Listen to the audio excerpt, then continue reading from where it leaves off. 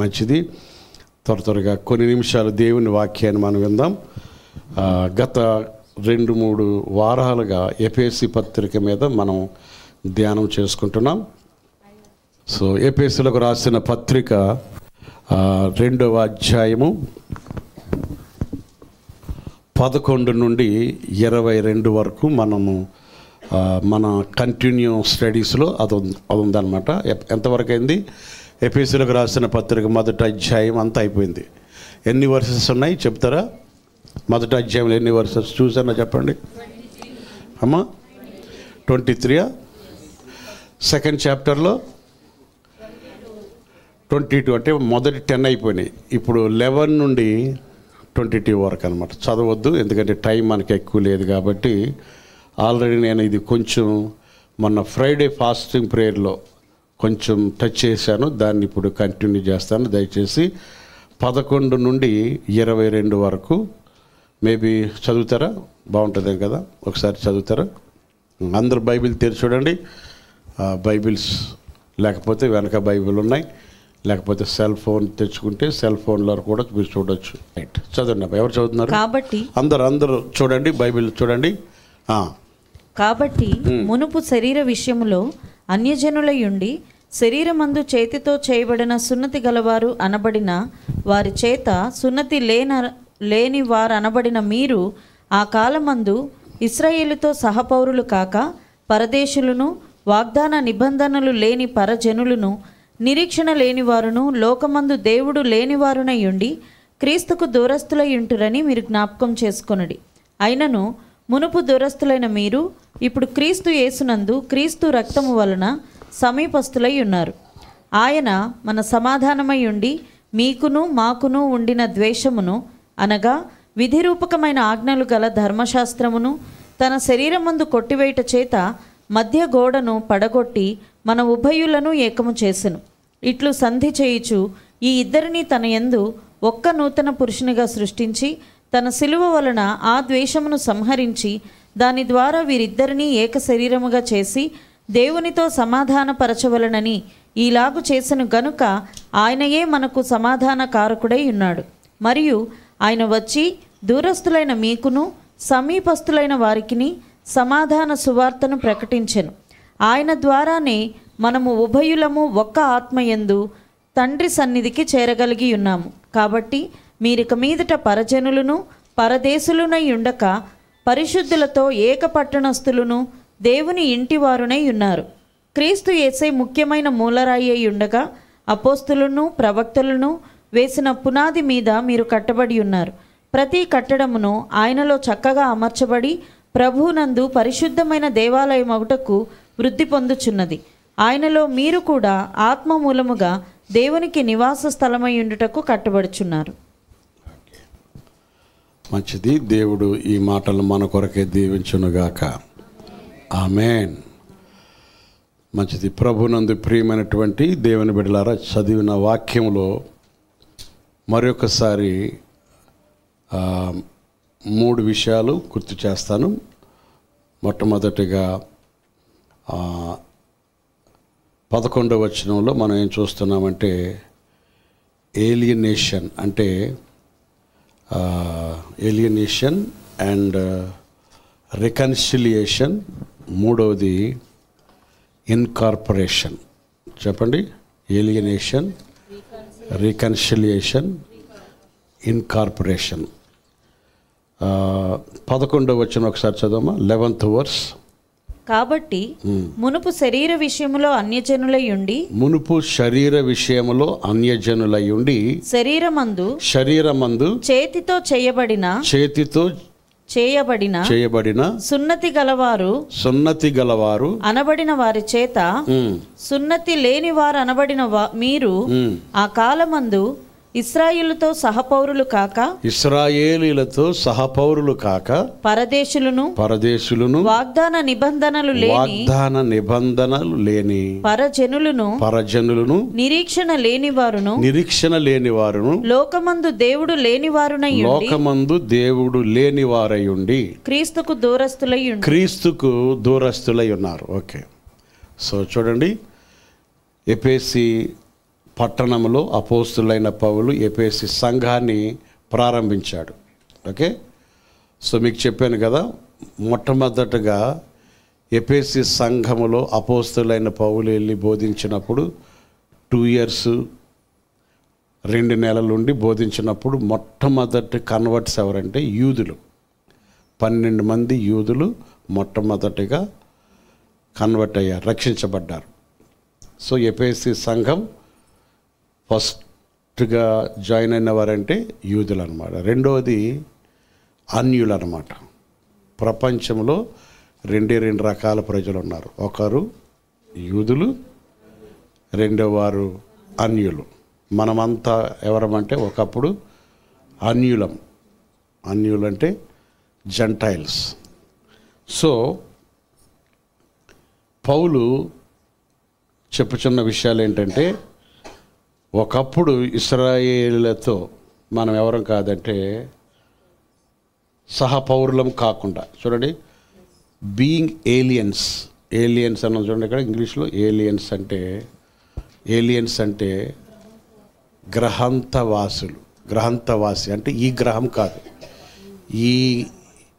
ఈ ప్రాంతానికి చెందిన వారు కాదు, వేరే గ్రహణం నుండి వచ్చినటువంటి వేరే ప్రాంతం. ఓకే, సో పౌలు చెప్పుచున్నటువంటి విషయాలన్నీ చాలా జాగ్రత్తగా గమనిస్తే మనం పరజనులం, తర్వాత దేవుడు లేని ప్రజలం, నిరీక్షణ లేని ప్రజలం. సో మనం గమనిస్తే యూదులకి ఓల్డ్ టెస్టమెంట్ ఉంది, యూదులకి సున్నతి ఉంది, యూదులకి అబ్రహాము నిబంధన ఉంది. మనకి అంటే అన్యజనులైన మనకేముందంటే సాక్రిఫైసెస్, బలులు ఉన్నాయి.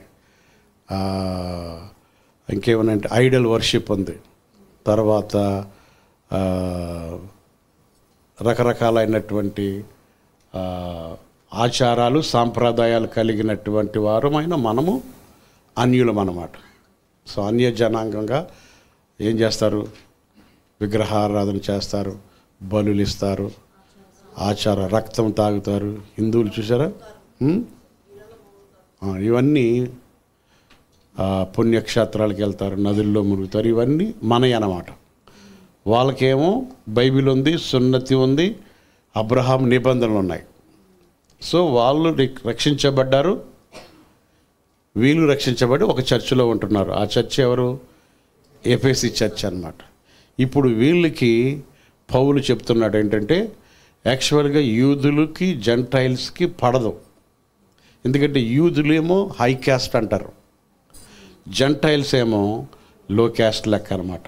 అందుకనే జెంటైల్స్ దేనితో సమానం అంటే ఒక కుక్కతో సమానం అన్నమాట. ఒక కానాను స్త్రీ వెళ్ళి యేసుప్రభు దగ్గర ప్రార్థించినప్పుడు యేసుప్రభు అంటాడు, పిల్లల రొట్టె తీసుకొని కుక్క పిల్లలకి వేయొద్దు అంటాడు. అంటే ఆ స్త్రీని ఏమన్నట్టు? కుక్క అన్నట్టు. ఆమె ఏమంటుందంటే, కుక్క పిల్లలు కూడా బల్ల మీద నుండి పడు రొట్టెలు తింటాయి కదా అన్నది. అంటే ఒక రకంగా అన్యజనాంగం కుక్కతో సమానం. కుక్క అనేది హేయమైనటువంటిది అన్నమాట. సో యూదులకి అన్యజనాంగానికి ఎలాంటి దగ్గర సంబంధం లేదు. చూడండి, హై క్యాస్ట్ లో క్యాస్ట్ అని ఉంటుంది కదా, అలాగనమాట. సో తర్వాత ఇక మనం జాగ్రత్తగా గమనిస్తే వీరికి 5 లోపాలు ఉన్నాయి అన్యులకి. ఏంటంటే మొట్టమొదట వీళ్ళకు ఏమంటారు? పరదేశులు. రెండవది they are separated from Christ. క్రీస్తు నుండి వేరు చేయబడిన వాళ్ళు ఎవరు? అన్యులు. ఎందుకంటే మనం రాయిని, రప్పను, చెట్టును, పుట్టను మొక్కిన వాళ్ళమే కదా. ఒకప్పుడు అందరూ రాయి రప్పలు మొక్కిన వాళ్ళమే. మనం మొక్కపోయినా మన పితరులు మొక్కిన వారన్నమాట కదా, అవునా కదా? చెప్పండి. సో తర్వాత దే వర్ ఏలినేటెడ్, అంటే వేరే సహపౌరులు కాకుండా, ఇక్కడ కామన్వెల్త్ చూడండి, aliens from the Commonwealth of Israel. So తర్వాత స్ట్రేంజర్స్, దేవర్ స్ట్రేంజర్స్ అంటే పరజనులు. అంటే లెక్క ప్రకారం జనులలోనే వాళ్ళు జనుల లెక్కలో లేనులు అనమాట, జనాభా లెక్కలో లేని ఐసోలేటెడ్ అనమాట. ఐసోలేటెడ్, ఆధార్ కార్డు లేనోళ్ళు, తర్వాత ఒక రకంగా గుర్తింపు లేనోళ్ళం అనమాట. దేవుని ప్రజలంటే యూదులు ఒక్కరే, మనం అసలు లెక్కలో లేనోళ్ళం అనమాట. చూసారా, దే డోంట్ హ్యావ్ హోప్. ఇప్పుడు లెక్కలో లేమన్నప్పుడు, పరజన్లం అయినప్పుడు, గుర్తింపే లేనప్పుడు మనకేం లేదు, ఒక హోప్ అనేది లేదు. గమనించారా? మరి ఇలాంటి వారిమైన మనల్ని దేవుడు ఏం చేశాడంటే వాళ్ళతో ఆ డిస్టెన్స్ లేనటువంటి అంటే ఆ డిస్టెన్స్ ఉన్నటువంటి ఈ గ్రూప్తో సమానం చేశాడు అన్నమాట. ఏ గ్రూప్తో? యూదులతో సహపౌరులు కానటువంటి మనల్ని యూదులతో సమాన వారసులంగా చేశాడు అన్నమాట.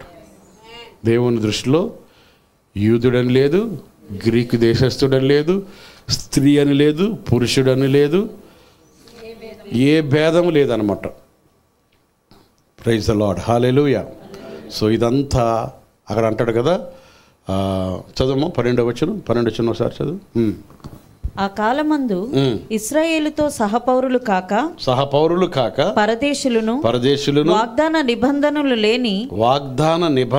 లేని పరజనులను నిరీక్షణ లేని వారును లోకమందు దేవుడు లేని వారునై ఉండి. ఎవరండి మనం? దేవుడు లేనివారు. కానీ లెక్క ప్రకారం మన ఇండియాలో మనకు 33 దేవతలు అంటారు కదా. ఎంతమంది? 33 కోట్లు. అంటే మనుషుల కంటే ఎక్కువ ఉన్నారు. ఎవరు చెప్పండి అమ్మా? 33 కోట్లు అంటే మామూలు విషయం కాదు. 33,000 కోట్లు దేవుళ్ళు ఉన్నారంటారు. దేవుడు అనేవారు ఒకరే. హల్లెలూయా, చెప్పండి ఆమేన్. అందుకనే దేవుళ్ళున్న వారికి చెప్తున్నాడు ఏంటంటే మనం ఎవరు లేని వారం. మనం ఒక రకంగా చెప్పాలంటే మనం ఆర్ఫన్స్, దేవుడు లేని ఆర్ఫన్స్ లాంటి వాళ్ళు అన్నమాట. నిజంగా యేసయ్య లేకపోతే వీఆర్ లైక్ ఆర్ఫన్. యేసయ్య ఉంటే మనకి దేవుడు ఉన్నట్టు అనమాట. యేసయ్య ఉంటేనే నీకెవరున్నట్టు? దేవుడు ఉన్నట్టు. మీకు చాలాసార్లు చెప్పాను, మన దేశంలో ఉన్న ప్రజలు కుక్కని పూజిస్తారు, పందిని పూజిస్తారు, చేపని పూజిస్తారు, చేప అవతారం. మల్లన్న దేవుడు అంటారు కుక్కనే. ఇంకేమన్నాయమ్మా? ఎలక కూడా ఉందా? ఆగా పాముని ఏమంటారు? నాగదేవ, వారాహి, పంది, వరహాల దేవుడు. వాళ్ళకి కనబడిందల్లా దేవుడు అనేసారు, భయపడి అనుకుంటా. చెట్టు, పుట్ట, రాయి, రప్ప అన్నిటి. పాట కూడా ఉంది కదా, ఏదో పాట పాడమ్మలాగా. రాయి రప్పకు మొక్కవద్దు, చెట్టు చేమన్ కొల్వవద్దు. రాయి రప్పకు మొక్కవద్దు, చెట్టు చేమన్ కొల్వవద్దు. దయగలవాడమ్మో ఈ జగమున లేడమ్మో. దయగలవాడమ్మో ఈ జగమున లేడమ్మమ్మమ్మమ్మమ్మమ్మ. చిత్రాల వాడే మన యేసయ్య, చాలా చిత్రాల వాడే. చిత్రాల వాడే మన యేసయ్య, చాలా చిత్రాల వాడే. రాయి రప్పకు మొక్కవద్దు, చెట్టు చేమన్ కొలువవద్దు. రాయి రప్పకు మొక్కవద్దు, చేమన్ కొలువవద్దు. దయగలవాడమ్మో ఈ జగమున లేడమ్మో. దయగలవాడయ్యో ఈ జగమున లేడమ్మమ్మమ్మమ్మమ్మమ్మ. చిత్రాల వాడే మన యేసయ్య. సో ఎద్దుని మొక్కుతారు కదా, లోపలికి వెళ్ళి ఉడికొస్తుంది అది. సో ఒకరు మొక్కుతారు, ఒకరు తొక్కుతారు, ఒకరేమో తింటారు. సో ఏది ఏమైనా ఎన్ని దేవుళ్ళు ఉన్నా, ఎన్ని దేవతలు ఉన్నా, పౌలు అనే మాట ఏంటంటే, ఒకప్పుడు మనము దేవుడు లేని వారం, ఇప్పుడైతే మనము దేవుని కలిగి ఉన్నవారం. ఇప్పుడు మనం పరజనులము కాదు, లేకపోతే ఇశ్రాయేలు ప్రజలతో సహా పౌరులము కాదు, ఇప్పుడు మనము ఆయన ప్రజలం. మరొకసారి చదవమా ఆ వర్సు త్వరగా. ఆ కాలమందు ఇశ్రాయేలుతో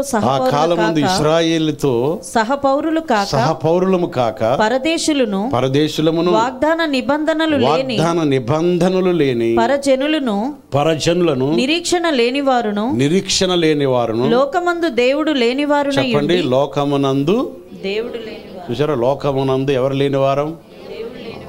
ఇప్పుడైతే ఎవరున్నవారం? దేవుడు ఉన్నవారం. సో దేవుడు ఉన్నాడు మనకు. ఆమేన్ చెప్పండి అందరూ. ఆమేన్. ఉన్నాడు దేవుడు అంటారు కదా, ఏ పాట? ఉన్నాడు దేవుడు మనకు తోడు. ఉన్నాడా లేడా? మీరు లేనట్టు పాడుతున్నారు. చెప్పండి ఇంకో పాట ఇంత పాడారు, ఇంత కూడా పాడారు కదా, నీవు నా తోడు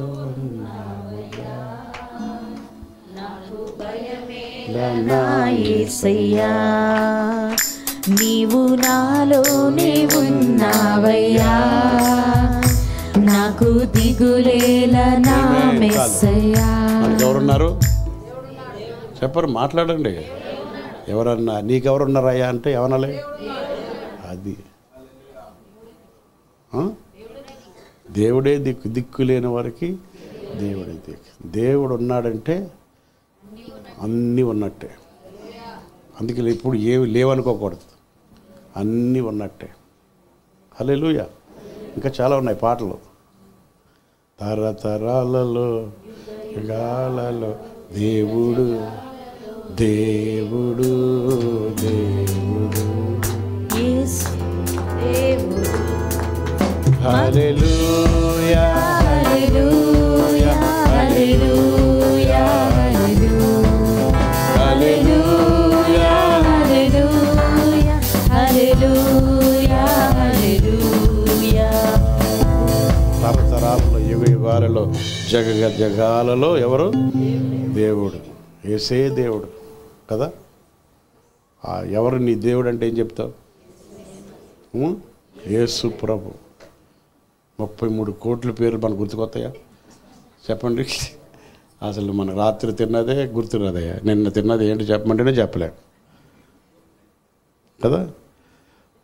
ఆ పేరు కూడా ఎలా పెట్టాడంటే యేసు అనండి. పైకి ఊపిరి లాగండి, కిందకి దిగించండి, అదే యేసు. దాన్ని ఏదో అంటారు ఏమన్నా, ఉచ్ఛ్వాస నిశ్వాస. పైగానండి హే, తర్వాత సు.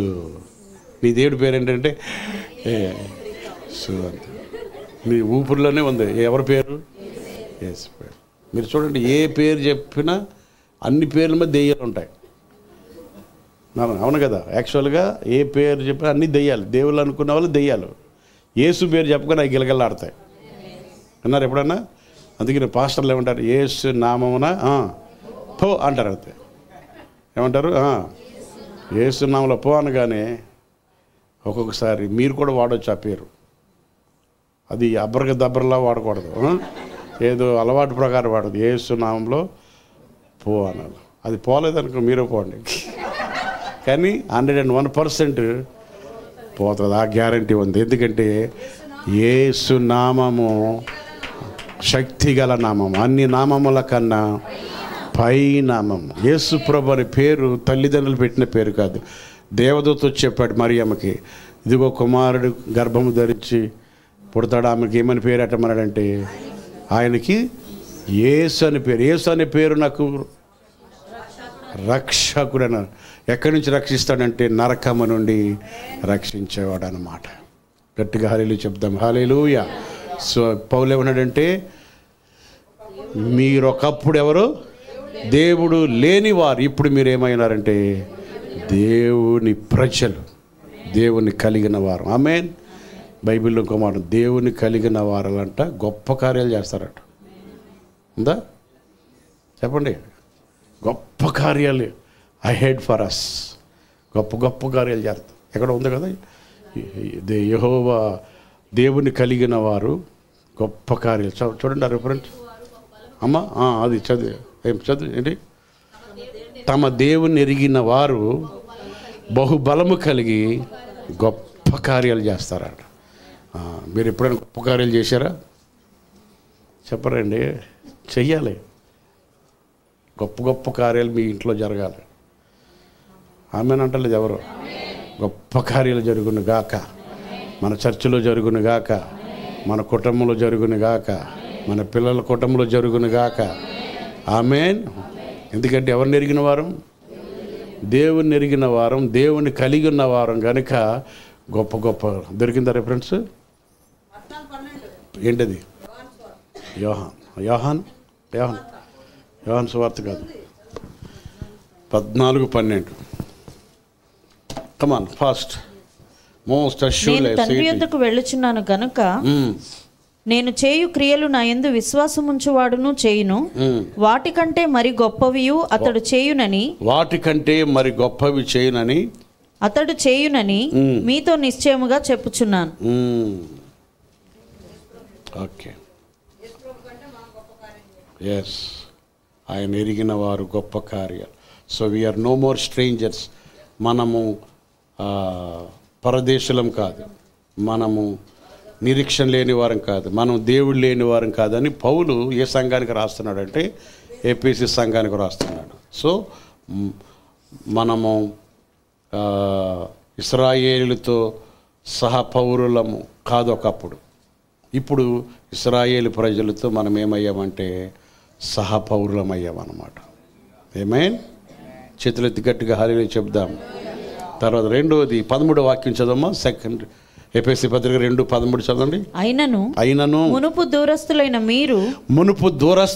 మీరు ఇప్పుడు క్రీస్తు యేసునందు క్రీస్తు రక్తము వలన సమీపస్తులై ఉన్నారు. రెండోది ఏంటంటే రికన్సిలియేషన్. రికన్సిలియేషన్ అంటే సయోధ్య కరెక్టా? సయోధ్య అంటే ఉభయులను ఏం చేశాడంటే ఏకపరిచాడు అన్నమాట, సంధి చేశాడు అన్నమాట.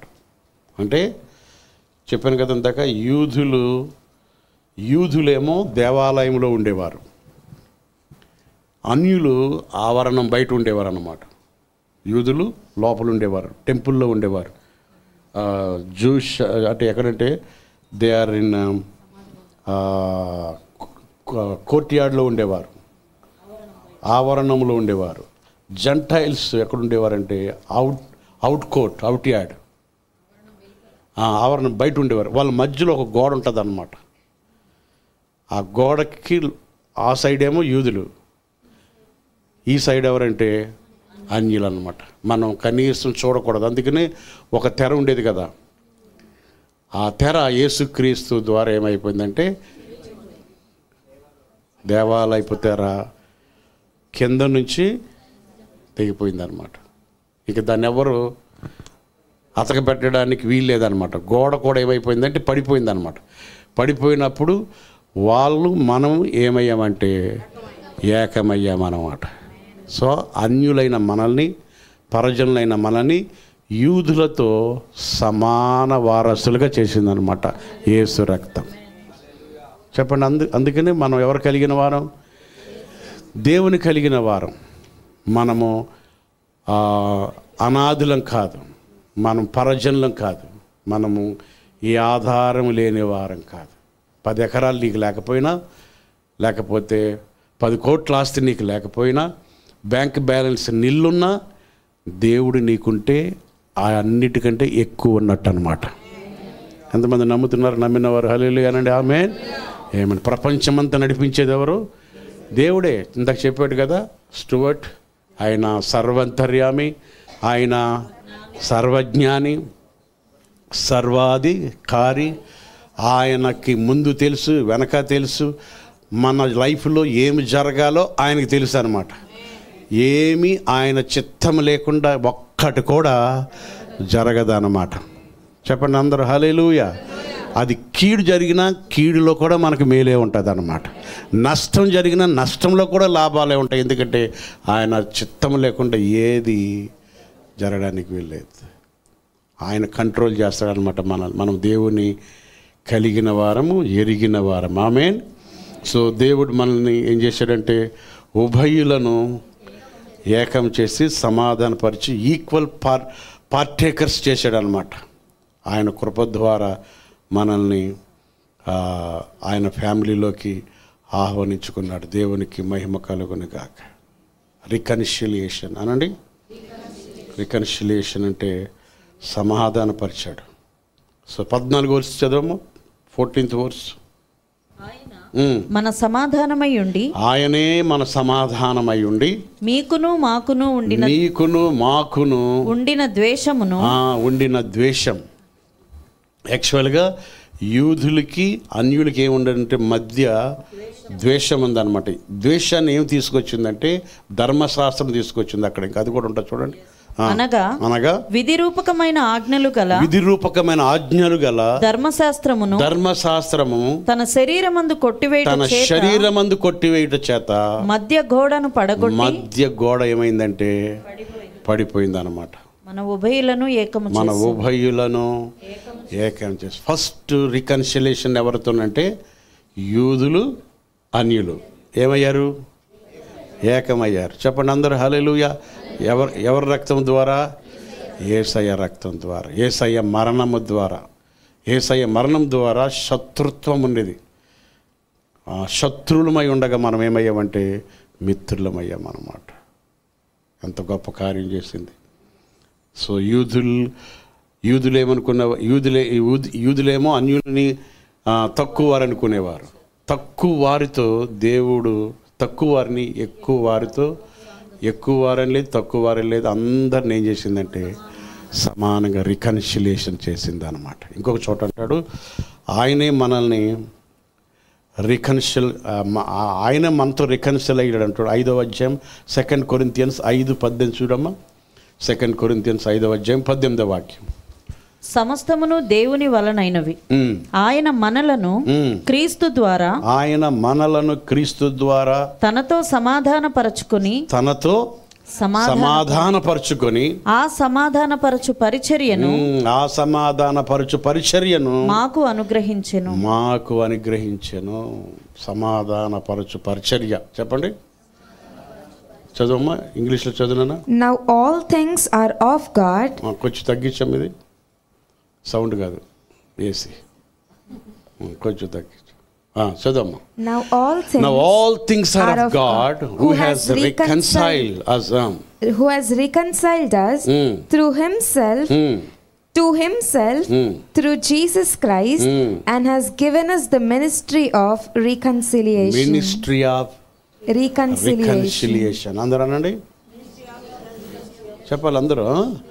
Ministry of reconciliation. దేవుడు పౌలు చెప్తున్నాడు ఏంటంటే మనకి సమాధానపరచు పరిచర్య ఇచ్చాడు అనమాట. సో మినిస్ట్రీ అంటే చూడండి, హోమ్ మినిస్టర్ ఉంటాడు, ప్రైమ్ మినిస్టర్ ఉంటాడు, చీఫ్ మినిస్టర్ ఉంటారు, ఎడ్యుకేషన్ మినిస్టర్ ఉంటారు. మనం ఎవరమంటే రికన్సిలియేషన్ మినిస్టర్స్. రికన్సిలియేషన్ మినిస్టర్స్ చెప్పండి అందరూ ఎవరు? మీకు ఈ పోస్ట్ ఇస్తున్నాను ఈరోజు. హల్లెలూయా. మీకు ఈ రోజు నుండి మీ పేరు పక్కన ఏం పెట్టుకోవాలి? Minister of. సెల్ ఫోన్ వస్తుంది ఎవరు?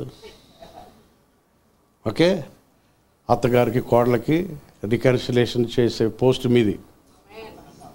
మరి నాకు వస్తే ఎలా సార్ అంటే ఇంకో మినిస్టర్ దగ్గరికి వెళ్ళండి. అందరిని ఏం చేయాలి మనం? చెప్పాలి. సమాధానపరచు పరిచర్య దేవుడు మనకి ఇచ్చాడు అన్నమాట. దాన్ని రికన్సిలియేషన్. ఎంత గొప్ప పరిచర్య కదా. ఈ పరిచర్య పొందినందుకు మేము అధైర్యపడమంటాడు పౌలు. చూడండి 4వ అధ్యాయం 1వ వాక్యం చదవము. 4వ అధ్యాయం 1వ వాక్యం. కాబట్టి మీరు సమాధానమును బంధము చేత ఆత్మ కలిగించు ఐక్యమును కాపాడుకొనుటయందు శ్రద్ధ కలిగిన వారై ప్రేమతో ఒకరినొకడు సహించుచు మీరు పిలువబడిన పిలుపునకు తగినట్టుగా దీర్ఘశాంతముతో కూడిన సంపూర్ణ వినయముతోను సాత్వికముతోను నడుచుకొనవలెనని. Second Corinthians. కాబట్టి ఈ పరిచర్య పొందినందున కరుణింపబడిన వారమై అధైర్యపడము.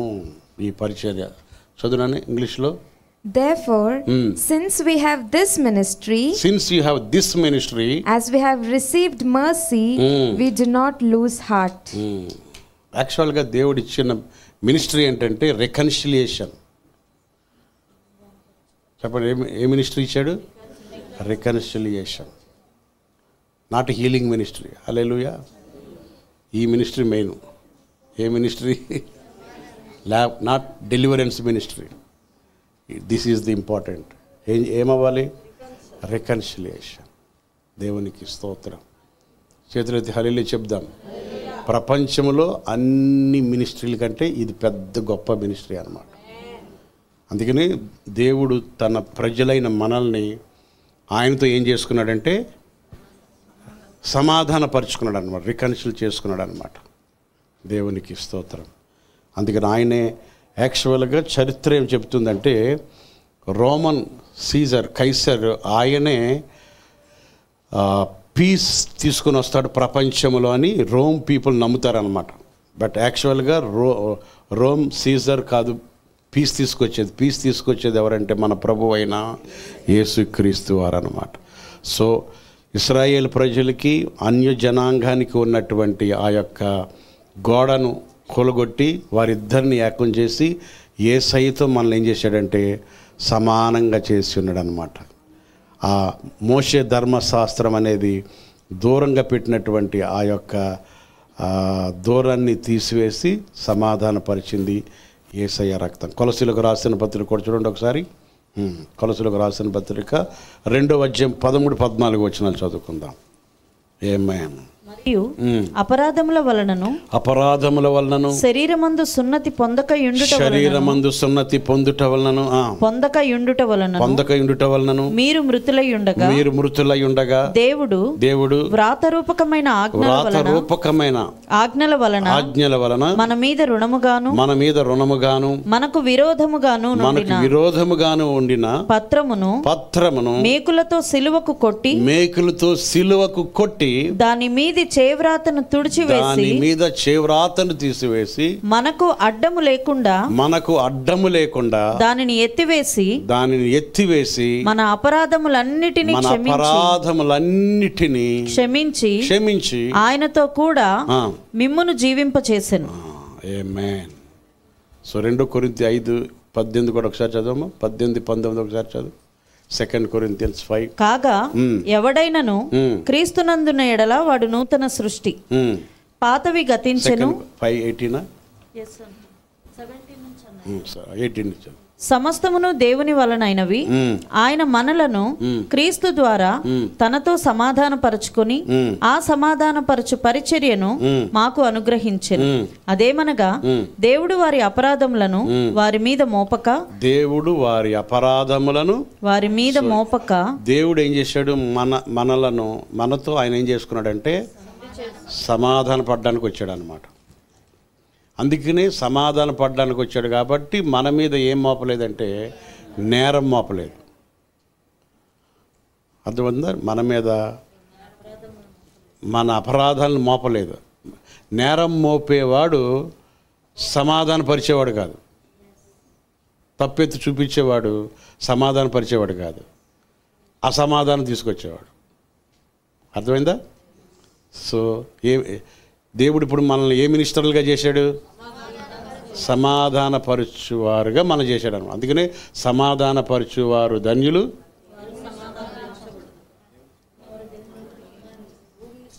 చూడండి ఎందుకు సమాధానపరచువారు ధన్యులు, వారు దేవుని కుమారులు అనబడతారు అన్నమాట. చూసారా? అందుకని చూసుకుని నేర్చుకుని తెలుసుకుంటే మంచిది. ఇప్పుడు మీరు ఎక్కడైనా సమాధానం తీసుకొచ్చారంటే అప్పుడు మీరెవరు? మీరు ఎక్కడైనా గొడవలు తీసుకొచ్చారంటే మీరెవరు? దెయ్యం పిల్లలు. అలాగే నేను అన్నాను. అందుకని సమాధానం అందరూ అనండి, సమాధానం. తర్వాత సమాధాన వాక్యం అని కూడా ఉంటుంది చూడమ్మది, అక్కడే ఉందా? కావున దేవుడు మా ద్వారా వేడుకొనినట్టు మేము క్రీస్తుకు రాయబారులమై దేవునితో సమాధాన పడుడని క్రీస్తు పక్షముగా మిమ్మల్ని బతిమాలు కొనుచున్నాం. అది కాదు, నువ్వు కొరింథీయులు 19. అదేమనగా దేవుడు వారి అపరాధములను వారి మీద మోపక క్రీస్తునందు లోకమును తనతో సమాధాన పరచుకొనుచు ఆ సమాధాన వాక్యమును మాకు అప్పగించెను. చూసారా, సమాధాన వాక్యం ఇచ్చాడు. చెప్పండి, ఆ వాక్యం వినగానే మీకేం రావాలి? సమాధానం రావాలి. నిజంగా వీఆర్ మినిస్టర్స్ ఆఫ్ పీస్. మొన్న వెడ్డింగ్ రిసెప్షన్ నేను బయటకు వచ్చి రూమ్లోకి వస్తే చాలామంది ఉండి, అయ్యగారు ఇది మినిస్టర్ గారు కొడుకు పెళ్ళిలాగా ఉంది అన్నారు. అవునా? ఆ సెట్టింగ్ అన్నీ చూసి చాలామంది అంటే నేను అన్నాను, నేను గాడ్స్ మినిస్టర్ అన్నాను. గాడ్ మినిస్టర్ ఎక్కువ, ప్రైమ్ మినిస్టర్ ఎక్కువ? నాకు సెక్యూరిటీ ఏం లేదు, నా సెక్యూరిటీ దేవదూతలు. హల్లెలూయా అమ్మా. ఆ బౌన్సర్స్ ప్యాకేజీలో వచ్చారు. రైట్. సో నిజంగా నాకు అప్పుడు ఏమనిపించిందంటే, నేను చాలా పెళ్ళిళ్ళు చేసి నిజంగా ఏమంటారమ్మా, సారీలు పెట్టాం. కొంతమందికి సూట్లు కొనిచ్చాం, మంచాలు కొనిచ్చాం. మేము చాలా పెట్టాం. ఆ లెక్క ప్రకారం వస్తే, ఆ లెక్క ప్రకారం నాకు రిటర్న్ ఏదంటారు, రిటర్న్ గిఫ్ట్ అంటారు ఏదంటారు కదా, నేను పెట్టిన దానికి రావాలంటే అలాంటి పెళ్ళి 2 చేయాలి. హలో, నా 3 పెళ్ళిళ్ళు ఫ్రీగా అయిపోవాలి.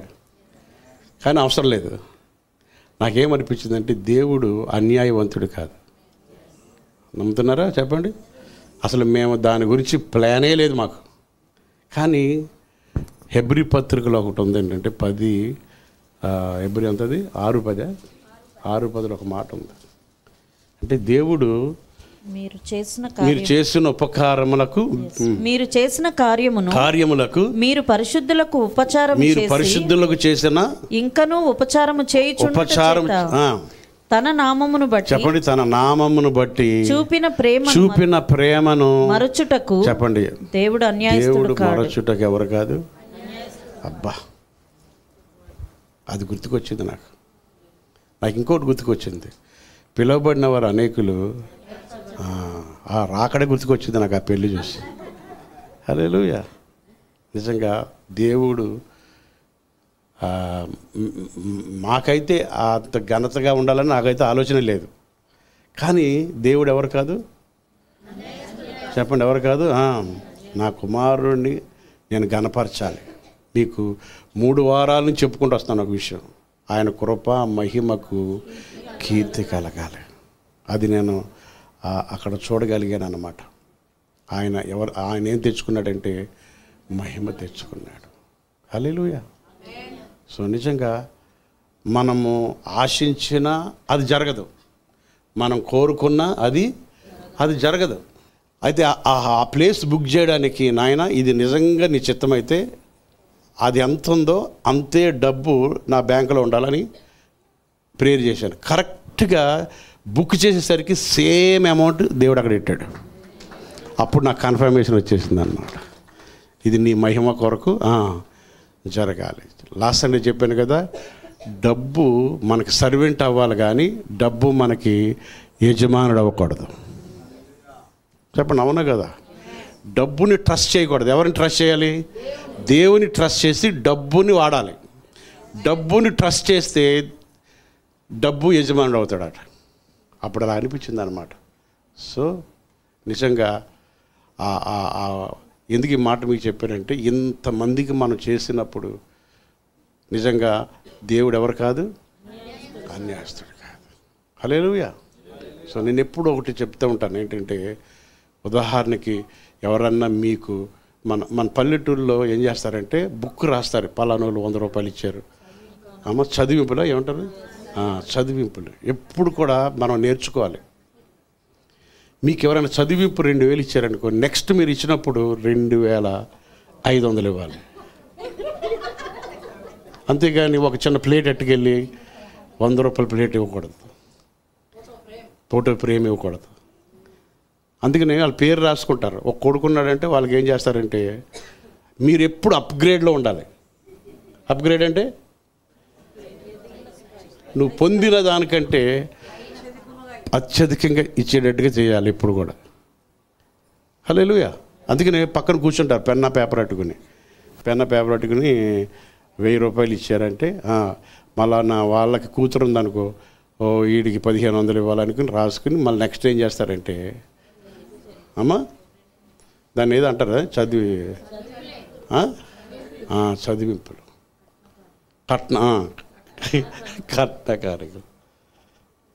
పాస్టర్లు మేము ఇచ్చినా లేకపోయినా పర్లేదు కానీ, సో మీరు ఎవరికి ఇచ్చినా కూడా ఎప్పుడు కూడా మీ చెయ్యి మాత్రం ఎలా ఉండాలంటే పైగా ఉండాలంటే ఎప్పుడు మీరు.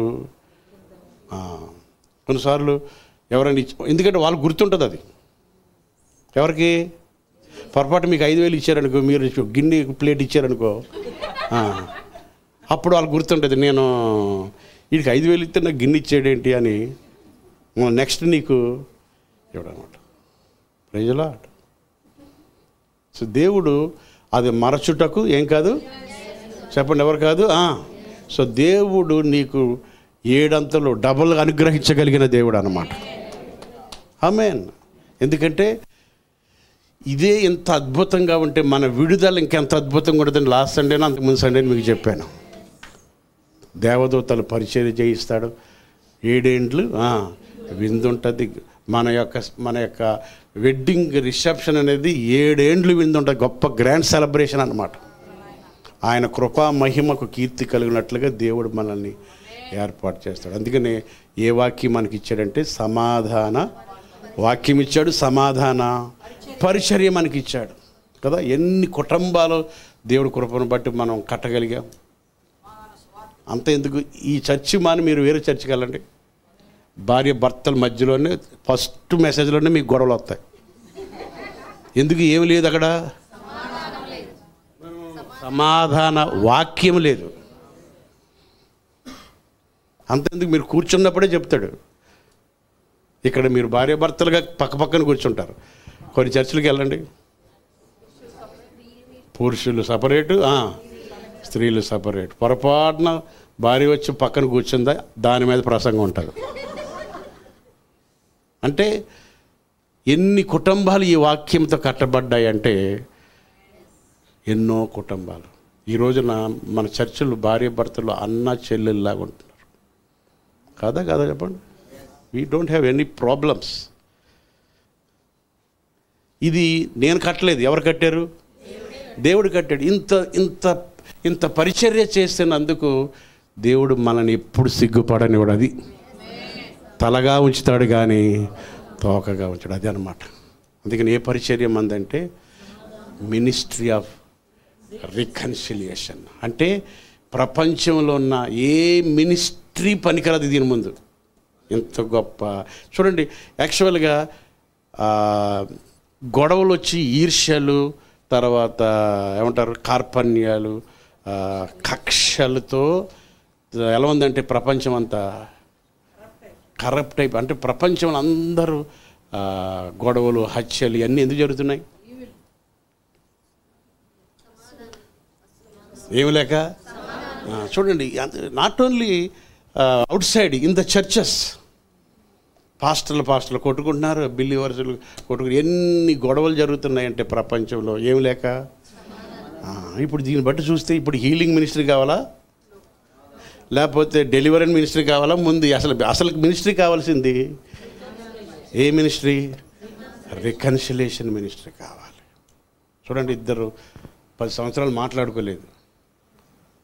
10 సంవత్సరాలు మాట్లాడుకోని వాళ్ళు ఒక్కసారి మాట్లాడితే ఎంత దిగిపోద్ది, ఏమంటారు దాన్ని, ఎంత భారం దిగిపోయి అసలు దాన్ని ఏమంటారు, ఆ నెమ్మది ఎన్ని కోట్లు ఇచ్చినా రాదనమాట. అలాంటి పరిచర్య ఇచ్చాడు దేవుడు మనకి.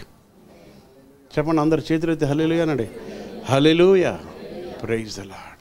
ఏ మినిస్ట్రీ ఇది?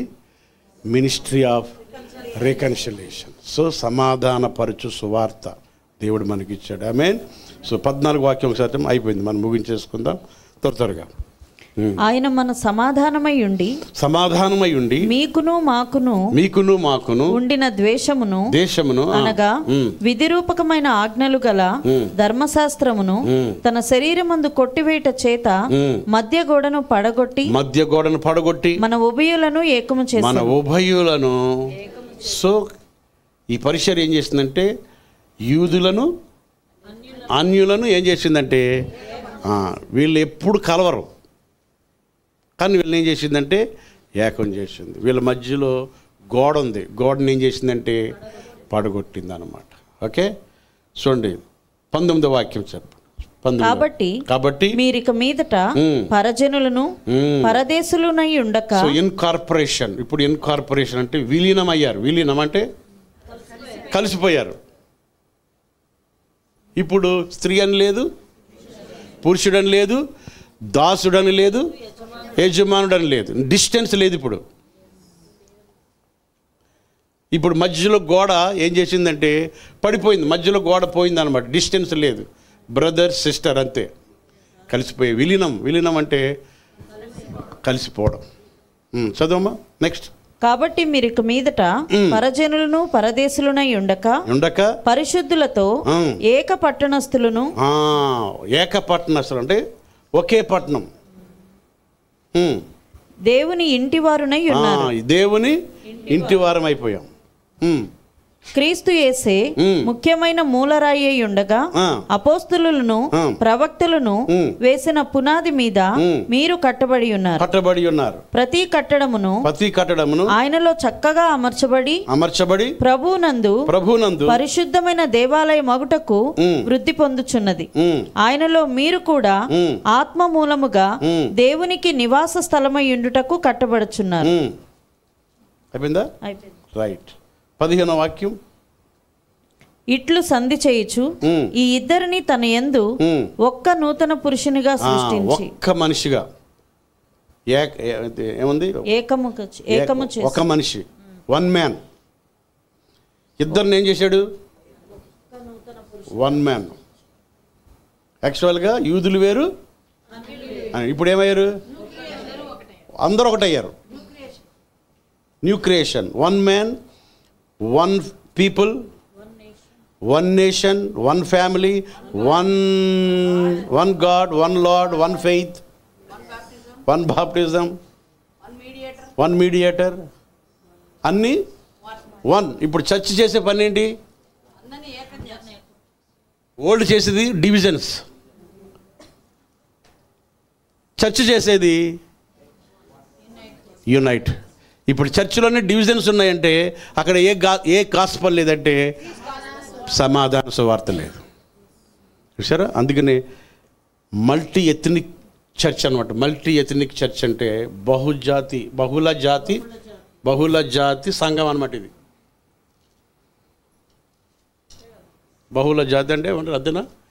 బహుళ జాతి అంటే మల్టీ ఎథనిక్స్ అంటే అన్ని కులాలు, అన్ని మతాలు, అన్ని గ్రూప్స్ అందరూ ఒకే రక్తంలో కడగబడి ఇప్పుడు ఏమయ్యారంటే ఒకే ఆత్మ, ఒకే ప్రభువు. చెప్పండి అందరూ. ఒకే బాప్తిసం, ఒకే శరీరం. అందరూ మీరు చెప్పండి, అమ్మగారు కాదు, మీరు చెప్పండి.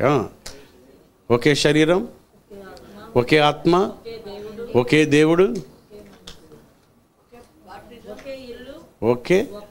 ఒకే పట్టణం, ఒకే ఇల్లు. బైబిల్ చదువుతున్నారా మీరు? మాట్లాడరా మరి? ఒకే బాప్టిజం, ఒకే విశ్వాసం, అన్నీ ఒక్కటే. చూసారు? ఎక్కడెక్కడెక్కడి నుంచో తీసుకొచ్చి వేరువేరుగా ఉన్న వాళ్ళందరినీ తీసుకొచ్చి ఏం చేశాడంటే చర్చిలో ఒక్కటిగా చేశాడు అనమాట. చర్చ్ చేసిన పని అదే, యేసు రక్తం చేసిన పని అదే అనమాట. అందుకనే దీంట్లో ఉంటుంది చూడండి, ప్రకటన గ్రంథంలో ఉంటుంది అన్నమాట. ప్రకటన గ్రంథంలో 7-9 చదువు. వండర్ఫుల్. అటు తరువాత నేను చూడగా ఇదిగో ప్రతి జనములో నుండి ప్రతి వంశములో నుండి ప్రజలలో నుండి ఆయా భాషలు మాట్లాడు వారిలో నుండి వచ్చి ఎవడునూ లెక్కింపజాలని ఆయా భాషలు, ఆయా ప్రజలు ఉంది అక్కడ. ఆయా వంశములు జనములు. చూడండి, ఆయా భాషలు, ఆయా వంశములు, ఆయా జనములు అందరు కలిసి ఇప్పుడు దేవుని ఇంటోళ్ళు అయ్యారు. అమ్మా ఇప్పుడు చూడండి, దేవుని ఇంటి వారు అందరూ దేవుని. ఇప్పుడు చూడండి, God's family is a far bigger than your caste, your tribe. God's family పెద్దదా, నీ కులం పెద్దదా? చెప్తారు అది మీరు. ఇప్పుడు చర్చిలో క్రిస్టియన్ అయ్యావనుకో, ఇంకా నీ క్యాస్ట్ చెప్పకూడదు. నీ క్యాస్ట్ చాలా చిన్నది. ఎవరు అంటలేదు, అంటలేదు. దేవుని ఇంటి వారు అయ్యాం కదా. దేవుని ఫ్యామిలీ అంటే రాజుల వంశం, పరిశుద్ధులం. చెప్పరేమో హల్లెలూయా, హల్లెలూయా. సో దేవుని ఇంటోళం అయిపోయాం. బ్రాహ్మణ్స్ అనే వర్డ్ చిన్నది, క్రిస్టియన్స్ అనేది పెద్దది. కమాన్ హల్లెలూయా. రెడ్డి అనేది చిన్నది, క్రిస్టియన్స్ అనేది పెద్దది. Come on, this family cannot compare with any caste. ఎవరు అంటలేదు, ఆమంటలేదు. ఆమేన్. సో ఎప్పుడు ఏం చెప్పుకున్నా ఐఎమ్ ఏ క్రిస్టియన్, అంతే. దేవుణ్ణి వెంబడించేవాళ్ళు. అందుకని నేను రాసుకున్నానంటే God's family is far bigger than our tribes. Amen. So దేవునికి మహిమ కలుగునుగా. So God's family is a far bigger than our race or nationality. యాక్చువల్గా నేను ఇండియన్ అని అసహించకూడదు. హల్లెలూయా. ఆమె క్రిస్టియన్. నేను అమెరికన్ అని కూడా నువ్వు అసహించడానికి లేదు. నేను అమెరికా అంటే నువ్వు చిన్న ఫ్యామిలీ అనుకుంటున్నావు. అమెరికా అన్నా కూడా నువ్వు చిన్నోడువే. ఎవరి ముందు? దేవుని ఇంటి ముందు. దేవుని ఇల్లు ప్రపంచంలో ఉన్న వారు అన్ని ట్రైబల్స్ని కలిపి ఏర్పాటు చేయబడుతున్నటువంటి ఇల్లు అనమాట. ఈ ఇంటి మెంబర్స్ అనమాట. మనం ఒకే బాడీ, ఒకే ఆత్మ, ఒకే శరీరం, ఒకే బాప్టిజం, ఒకే దేవుడు, ఒకే విశ్వాసం, అంతే. So your family is a large family అనమాట. మనం అన్నాళ్ళు, తమ్ముళ్ళం, చెల్లెళ్ళం, అక్కలు, బంధువులు అందరం అనమాట.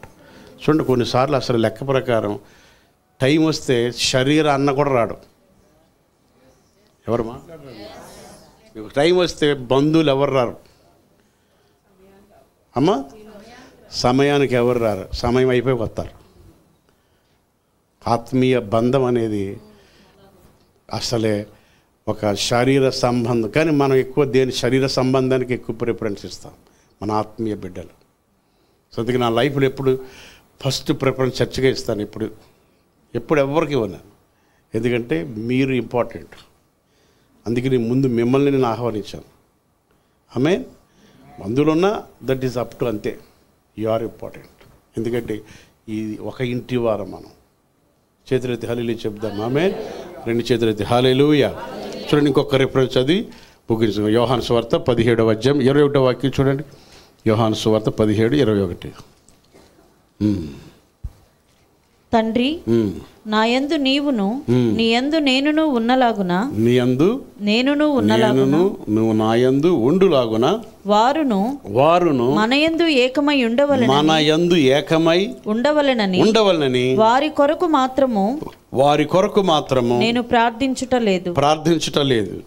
వారి వాక్యము వలన నా యందు విశ్వాసముంచు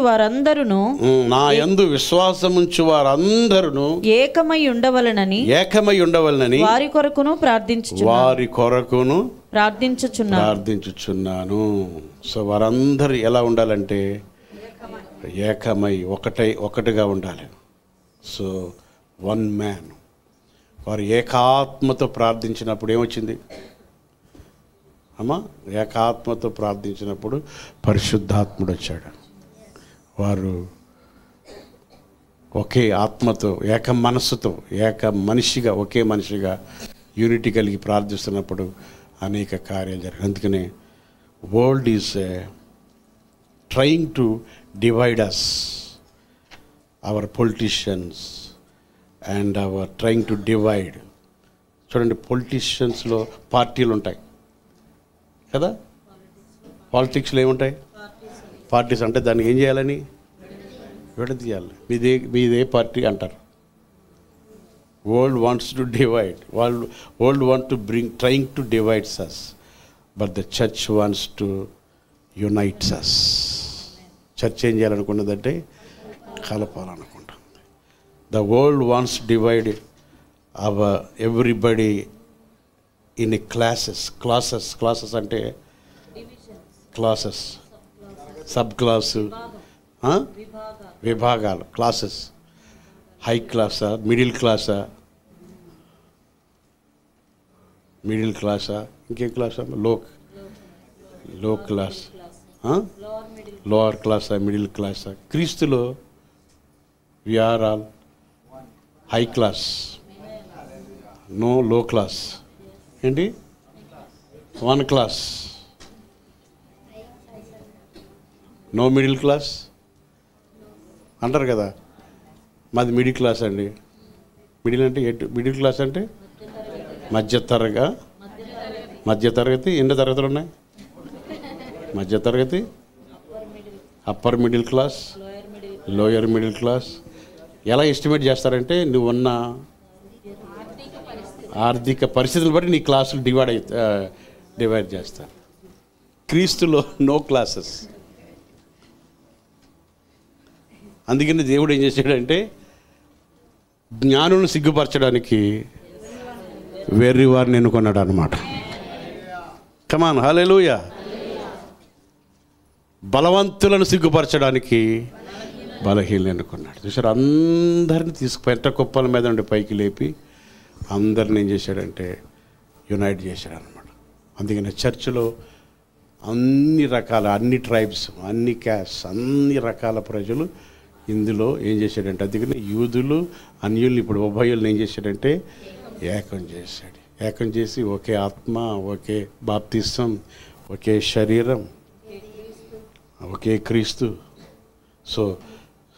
so race, economic class, are power and fit అంటే ఈచ్ అదర్, ఎక్కడ కూడా ఆ క్లాసెస్ లేకుండా ఒకటిగానే చేయడానికి. అందుకని ఫస్ట్ మనము ఏలియన్స్,